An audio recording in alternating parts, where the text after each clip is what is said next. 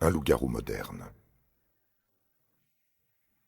Dans nos sociétés occidentales, l'image du loup-garou est souvent considérée comme une métaphore de la bestialité humaine.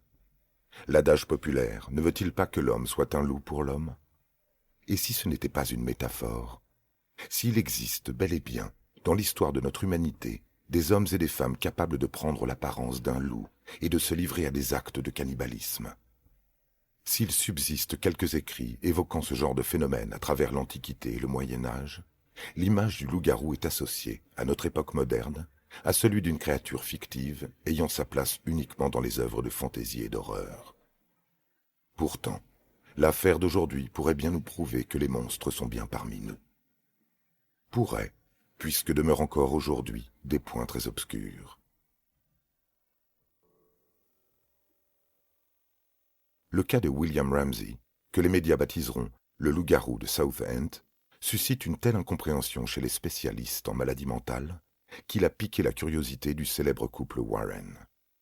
Ce sont des démonologues qui ont travaillé sur de nombreuses grandes affaires paranormales, telles que la maison d'Amityville ou le poltergeist d'Enfield. Tout commence un été 1952. William, dit Billy, n'est encore qu'un petit garçon de 9 ans.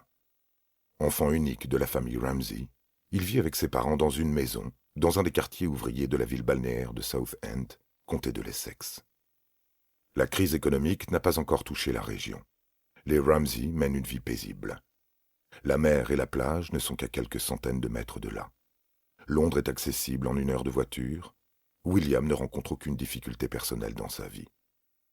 L'environnement dans lequel il évolue est idyllique, et pourtant, quelque chose vient troubler son quotidien. En plein après-midi, alors qu'il joue dans le petit jardin, il ressent un profond malaise. La température chute brutalement. Tout devient glacial, il frissonne. Sa nuque lui fait horriblement mal, ses muscles se contractent et ses doigts se crispent. Une puanteur morbide envahit l'air. Elle pénètre dans ses narines. L'enfant ressent le besoin de hurler. C'est ce qu'il fait. Il hurle de toutes ses forces, en proie à une rage surréaliste. Ses parents accourent. Monsieur et Madame Ramsey ne reconnaissent plus leur enfant.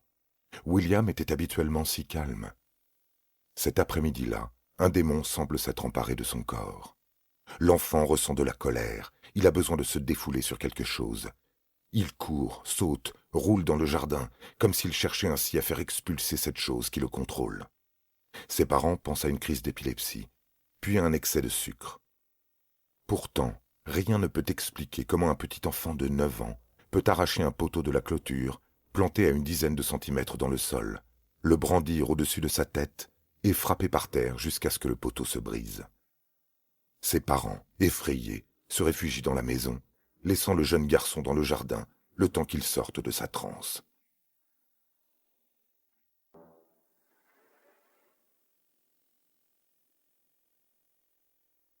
Celui-ci finit par se calmer. La crise disparaît pour ne plus jamais réapparaître avant l'âge de 23 ans. William a bien grandi. Cet épisode surnaturel n'est devenu qu'une simple anecdote que ses parents ne préfèrent pas évoquer. En 1965, il vient tout juste de se marier avec une jeune femme du nom de Nina. Tous deux ont déménagé dans une autre maison de Southend. Un avenir prometteur les attend, puisque William a trouvé du travail sur un chantier d'envergure en tant que menuisier charpentier. Un enfant est même déjà en cours de route. Pourtant, un cauchemar vient troubler sa tranquillité. Il se voit se tenant debout derrière sa femme. Lorsque Nina se retourne, elle le regarde avec un visage exprimant une profonde terreur. Elle s'enfuit en courant. En se réveillant, il a la désagréable impression que ce qui vient de se passer est réel. 2 ans plus tard, un nouveau cauchemar, bien plus affreux, le réveille. Cette fois-ci, il sent la présence d'un animal sauvage dans la chambre. Celui-ci halète et grogne. Le lendemain matin, en repensant à cet événement, il est persuadé que ces bruits venaient de sa propre gorge. Les années passent et ces 2 cauchemars deviennent aussi anecdotiques que sa crise d'enfant. Mais un soir, Billy est obligé de se rendre à l'évidence. Quelque chose ne va pas bien du tout chez lui. Une nouvelle manifestation, encore plus surnaturelle cette fois-ci, survient un soir de 1980. L'homme est bientôt âgé de 40 ans. Il est père de 3 enfants et continue son travail dans différents chantiers de la région de Southend et de Londres. Un soir, il décide de sortir dans un pub avec des collègues de chantier. La soirée bat son plein. Il ressent soudainement une sorte de frisson parcourant son échine. Il repense instantanément à ses cauchemars. Il quitte ses collègues un moment pour reprendre ses esprits dans les toilettes. Ce qu'il découvre dans le miroir le glace d'effroi. Ce n'est pas son visage qu'il voit dans le reflet, mais la tête d'un loup. Bill se dépêche de retourner au bar, commande un verre d'alcool fort pour se calmer et attend qu'on le ramène à la maison. Sur le trajet, Ramsey est à l'arrière du véhicule avec ses collègues. Soudain, il se jette sur la jambe de ce dernier et tente de l'arracher avec ses dents. Le conducteur arrête la voiture en catastrophe et essaye de l'en faire sortir avec l'aide d'une autre personne. Billy se débat comme un dément.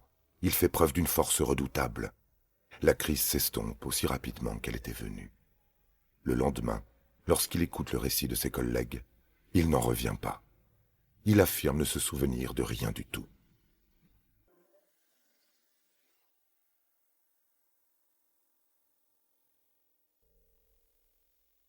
Quelques années plus tard, en 1983, le quotidien de William vire une fois de plus dans l'horreur. Après une vive douleur à la poitrine, faisant penser à une crise cardiaque, l'ouvrier est emmené aux urgences. Il se retrouve dans une pièce, seul, avec une infirmière. Celle-ci l'ausculte, puis hurle de douleur. Billy vient de la mordre à l'épaule, sans aucune raison. Dans le couloir de l'hôpital, les membres du personnel sont stupéfaits en voyant le comportement bestial du patient. Il marche, court à 4 pattes, se jette sur chaque personne se trouvant sur son chemin. Il devra être maîtrisé par plusieurs personnes afin que le médecin puisse lui injecter un tranquillisant. Placé en observation pour la nuit, les nombreux examens médicaux ne donnent rien. William Ramsey ne souffre d'aucun mal.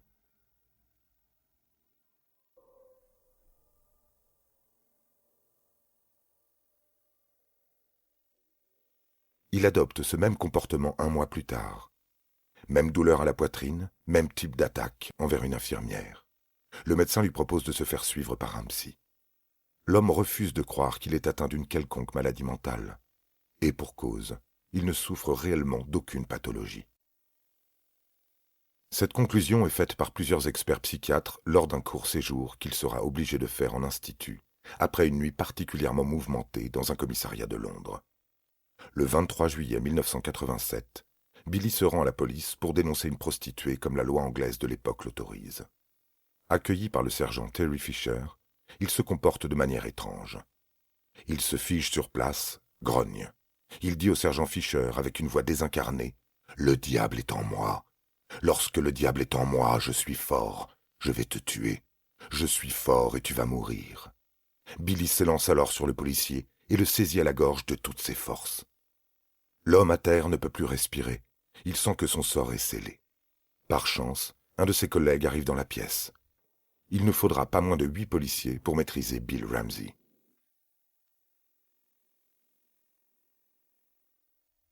Le plus effrayant reste à venir. Billy est menotté et jeté en cellule. La porte de cette cellule est munie d'un trou rectangulaire, suffisamment grand pour que les policiers puissent surveiller leurs prisonniers durant leur garde à vue. L'un des policiers décrira l'horrible scène à laquelle lui et plusieurs policiers et pompiers ont assisté. William Ramsey est parvenu à sortir sa tête du trou en essayant de s'y faufiler pour s'échapper. Sa lèvre supérieure était retroussée, de telle sorte qu'on distingue ses dents. Ils devront s'y mettre à 4 pour lui décoincer la tête, tout en veillant à ne pas se faire mordre. À la suite de ce nouvel événement, Ramsey est contraint de se faire suivre par des psychiatres dans un établissement spécialisé. Son internement dure une petite semaine, durant laquelle il subira de nombreux tests psychologiques et examens en tout genre. Les médecins sont formels. L'homme n'est atteint d'aucune forme de psychose ni de schizophrénie. Mais alors, quel est ce mal qui le ronge? Puisqu'aucune explication rationnelle n'est avancée, il ne reste plus que l'hypothèse d'un phénomène paranormal. Le journal The Sun n'hésite pas à ajouter de nombreux détails à cette affaire. Ils exagèrent le phénomène pour écouler leur stock de journaux. L'histoire du loup-garou de Southend entretient rapidement l'imaginaire collectif des Londoniens. Par une amusante coïncidence, dans les années 80, sort le film de John Landis, Le loup-garou de Londres. le mythe du lycanthrope semble avoir repris forme humaine. Affirmer que William Ramsey est un véritable loup-garou reviendrait à donner une vérité scientifique sur les pouvoirs magiques du Père Noël. Mais qu'importe, après tout, si des personnes sont prêtes à consommer de telles inepties. Les médias américains ont flairé le bon filon. Quelques années après les terribles événements de 1986, une émission, tournée à Londres, est diffusée à la télévision américaine. Les spectateurs découvrent l'histoire incroyable de William Ramsey, dont Ed et Lorraine Warren. Pour le démonologue Ed Warren, cela ne fait aucun doute. Ce pauvre homme est possédé par l'esprit d'un loup. Selon lui, un loup-garou n'est ni plus ni moins qu'un cas de possession démoniaque. Nous sommes bien loin du folklore qui veut qu'un homme se transforme en bête après avoir été mordu par cette dernière. Sa femme, Lorraine, qui possède des dons de clairvoyance, discerne dans le témoignage de William un appel au secours. Le couple est bien décidé à retourner à Londres, quelques années après l'affaire du poltergeist d'Anfield, pour lui venir en aide.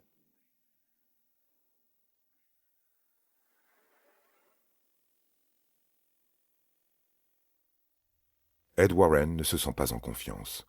Il pense que le grand public n'est pas prêt à entendre une histoire de lycanthropie, à l'heure où ceux qui croient aux fantômes sont moqués.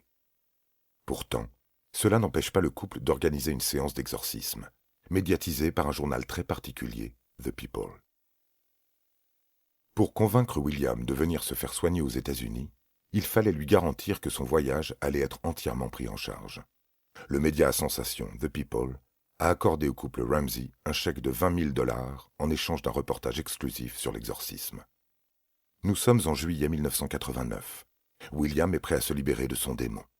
Le 27 juillet, la veille de la cérémonie, l'esprit du loup se manifeste à nouveau. Lorsque William se réveille de sa transe, Nina lui dit qu'il a essayé de l'étrangler. Le lendemain, le possédé se retrouve dans la chapelle Notre-Dame de Rosaire, en présence d'un prêtre, de John Zaffis, un enquêteur du paranormal, du couple Warren et de 6 policiers en civil, ainsi que du photographe et journaliste de The People. La séance est décrite dans le magazine. Le prêtre fait un signe de croix. Billy ressent un frisson lui parcourir l'échine. Il se met à trembler. Lorraine Warren affirme avoir vu les muscles de la nuque grossir, les oreilles s'allonger jusqu'à devenir pointues. Une photo montre William dans un état de transe. Ses doigts sont recroquevillés, comme s'il essayait de griffer quelqu'un.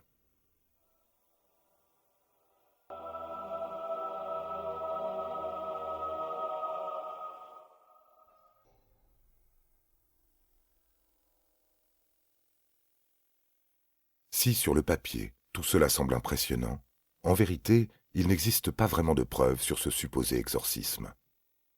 Lorraine Warren dit que les oreilles ont poussé. Or, aucune photo ne le prouve. Les personnes entourant William ne semblent montrer aucune peur, et la dernière photo est une photo de groupe où tout le monde a le sourire. Cette illustration a, à elle seule, démenti tout le sérieux de cette séance. Si l'on se réfère à la définition même d'un cas de possession démoniaque, comme le précise l'Église, la personne doit remplir 3 critères. Posséder une force extraordinaire, parler une autre langue et connaître des secrets dont il ne pouvait pas avoir connaissance. Si William Ramsey possédait effectivement une grande force, comme en témoignent les policiers qui ont procédé à son interpellation, c'est parce qu'il était surtout bien bâti. Sa condition de charpentier sur les chantiers lui permettait de porter des charges lourdes. Pourrait-il s'agir d'un canular, destiné à vendre des journaux, des documentaires et puis un livre ? De nombreux éléments de cette histoire que vous venez de découvrir proviennent des affirmations de William Ramsey. Personne ne peut témoigner de ce qu'il s'est réellement passé l'été de ses 9 ans. Ses parents sont déjà morts lorsqu'il relate les faits à la télévision. De plus, que valent, scientifiquement, les paroles d'un démonologue et d'une voyante ? La vérité ne dépend que de nos croyances personnelles. Les médecins ont évoqué une possible crise de lycanthropie, cette maladie mentale si particulière où le patient est convaincu d'être un loup. Autrement dit, l'explication médicale au mythe du loup-garou. Cependant, cette hypothèse n'a pas pu être vérifiée. Reste comme possibilité l'alcool, la dépression, la grande nervosité. Après tout, qui ne fait pas de cauchemar lorsqu'il est soumis à un grand état de stress ? Il est important de rappeler que William Ramsey était un père de famille de 3 enfants. Un travail difficile, mais surtout une grande responsabilité financière vis-à-vis de sa famille. l'événement de 1986 corrobore avec l'une des périodes les plus stressantes de sa vie, un récent licenciement économique, entraînant une perte financière importante. Le stress peut-il réellement tout expliquer? Quoi qu'il en soit, depuis son exorcisme, William Ramsey n'a plus fait parler de lui. Le couple Warren a rapidement fait taire l'affaire, et les Londoniens n'ont plus à craindre l'attaque d'un loup-garou. Sauf au cinéma.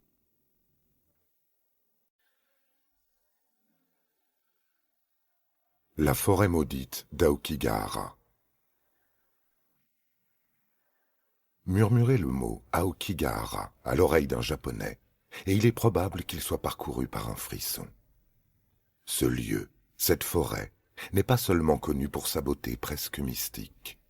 Elle fait souvent entendre parler d'elle dans les médias nippons, pour de très mauvaises raisons. Ce n'est pas pour rien que la forêt d'Aokigahara sert toujours de décor pour des séries fantastiques et des films d'horreur. Car, à l'intérieur de ce gigantesque labyrinthe d'arbres denses de 35 km² se cachent de véritables scènes d'horreur sur lesquelles n'importe quel randonneur infortuné pourrait tomber. Située au pied du mont Fuji, à une centaine de kilomètres à l'ouest de Tokyo, cette forêt est renommée pour être l'un des lieux les plus hantés du Japon. Lorsqu'ils y pénètrent, de nombreuses personnes ressentent un certain malaise. On parle d'ondes négatives émanant des centaines de Japonais qui sont venus mourir en ces lieux. Aokigahara est surnommée la forêt de la mort, ou encore la forêt des suicides. Parce qu'il est facile de s'y perdre, et donc de ne pas être retrouvé, c'est un endroit privilégié pour les personnes choisissant d'en finir avec la vie. Ils y apportent un stock de médicaments, une corde ou simplement un couteau et se tuent dans la solitude la plus complète. Régulièrement, les autorités locales organisent des battues pour retrouver les corps de disparus et surtout décrocher ce qu'il n'est pas rare de trouver pendu aux branches des arbres. Sur Internet, témoignages, photos et vidéos de promeneurs affluent et tournent autour d'un seul et même sujet, la découverte d'un cadavre.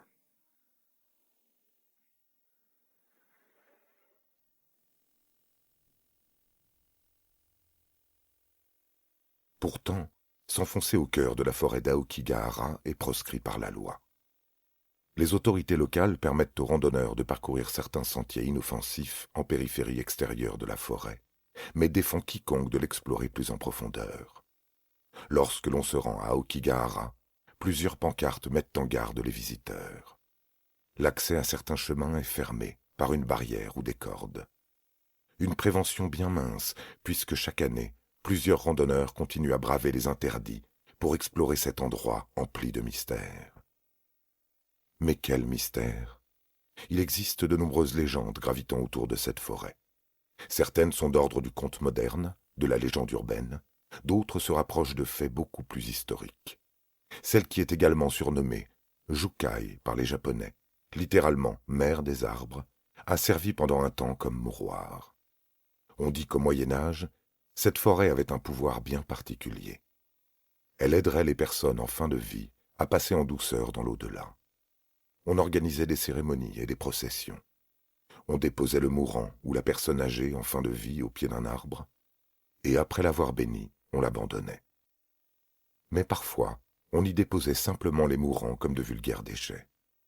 Au XIXe siècle, une vague d'infanticide frappe le Japon, principalement liée à la crise économique et à la pression sociale. Les cadavres des nouveau-nés tués sont dispersés dans la forêt. Au fil des années, Aokigahara a la mauvaise réputation d'être le site idéal pour se débarrasser des corps. C'est cette mauvaise réputation qui a sans doute conduit à son statut de forêt maudite et à ses nombreux phénomènes paranormaux.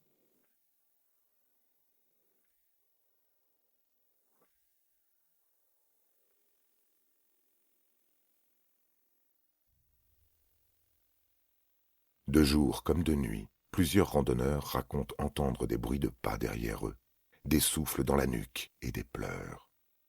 On dit aussi que si l'on s'éloigne du sentier, les esprits torturés de la forêt nous inciteront à nous tuer. En 2010, on y dénombre pas moins de 200 suicides. En 2020, on parle du double. Bien sûr, il n'existe aucun chiffre officiel, Il est donc impossible de quantifier la mauvaise influence que pourrait avoir ce lieu macabre. Si vous croyez aux fantômes, alors il sera facile de discerner, dans les nombreuses vidéos d'archives qui circulent sur Internet, la présence d'esprits de l'au-delà. On y apercevrait des silhouettes blanches errer entre les arbres.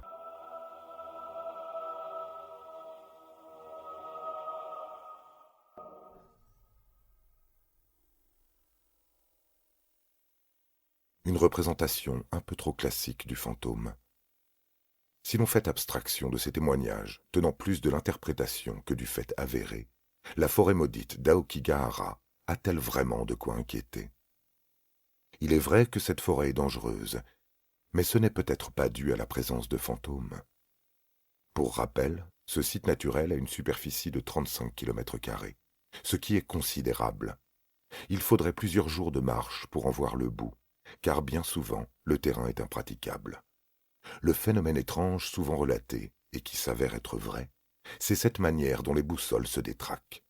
L'explication vient du fait que le sol est essentiellement composé de roches volcaniques, dont les propriétés magnétiques ne sont pas identiques à celles d'une autre surface. En effet, Aokigahara Jukai est né à la suite d'une coulée de lave provenant du mont Fuji durant la grande éruption de 864. Ce sol, particulièrement fertile, a été propice à cette végétation florissante. Un sol qui est également très dangereux. La lave refroidie donne une surface particulièrement poreuse. Il n'est pas rare que des promeneurs se retrouvent pris au piège dans des crevasses allant jusqu'à 5 mètres de profondeur. De nombreux imprudents y ont laissé la vie. Ils ont commis l'erreur de s'y promener seuls.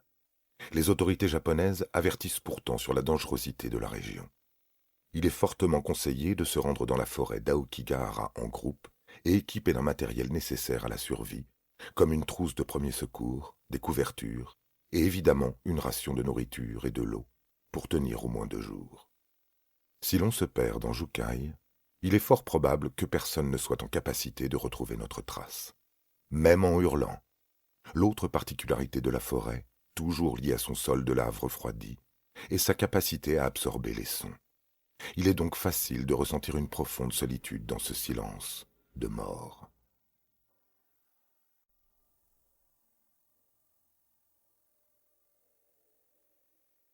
Nous avons vu précédemment que Aokigahara est l'un des lieux les plus hantés au monde. Les phénomènes paranormaux qui sont rapportés jusque-là n'ont aucune teneur scientifique. Ils sont possiblement liés à ce sentiment de solitude, cette terreur naturelle qui se dégage de ce lieu, où croiser un cadavre est devenu presque une banalité. Un quotidien que vivent de nombreux gardes forestiers, chargés de veiller à la sécurité des promeneurs. Pour comprendre l'angoisse permanente qui y règne, il faut s'imaginer à quoi pourrait ressembler une promenade dans la forêt. Le long de la route qu'il faut emprunter pour rejoindre l'entrée des différents parcours, il n'est pas rare de croiser des petits mausolées, des petites pancartes avec la photo des personnes disparues. Souvent de très jeunes personnes. Arrivés sur les lieux, d'autres pancartes donnent des avertissements. Pour les plus courageux qui se décident à emprunter ces sentiers de la perdition, il n'est pas rare de tomber sur ce que les locaux appellent plus communément des fils d'Ariane. Généralement, les propriétaires de ces fils ne sont plus de ce monde à l'heure où on les retrouve. Il s'agit de cordes, de ficelles ou encore de rubans de rouleaux adhésifs que les personnes qui souhaitent se suicider utilisent pour pouvoir ne pas se perdre dans le cas où ils auraient décidé de renoncer à leur mort. Suivre un fil d'Ariane est fortement déconseillé.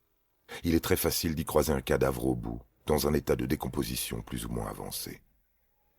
En revanche, il est conseillé de faire le sien, puisqu'en ce lieu, il faut le rappeler, aucune boussole n'est utilisable.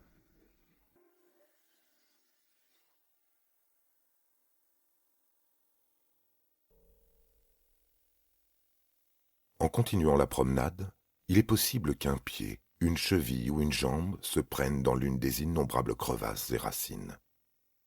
Si l'on ne fait pas assez attention, on peut rapidement se retrouver avec une foulure, ou pire, une fracture.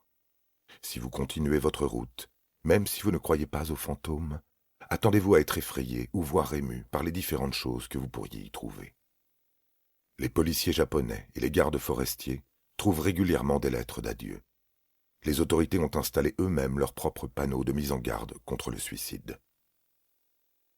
On peut, par exemple, y trouver ce message. Votre vie est précieuse, pensez à ceux qui vous aiment. Malgré tout le travail de prévention qui peut être fait, le phénomène des suicides à répétition semble être sans fin. Si vous n'avez pas déjà choisi de retourner à votre véhicule après tout ça, alors attendez-vous à tomber sur des choses bien plus angoissantes, comme des effets personnels, des vêtements ou de vieux ossements humains sortis de terre.